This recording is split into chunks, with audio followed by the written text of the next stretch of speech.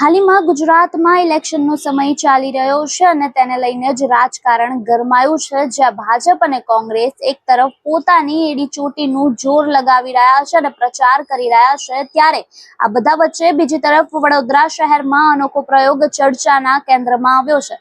માસ્કમેન તરીકે ઓળખાતો એક યુવાન પહેલા શહેરના અલગ અલગ વિસ્તારોમાં જઈને પોસ્ટર લગાવી સંદેશો આપતો નજરે ચડ્યો હતો અને હવે તે જ યુવાન ઘોડા ઉપર સવાર થઈને મતદારોને જાગૃત કરવા મેદાનમાં ઉતર્યો છે।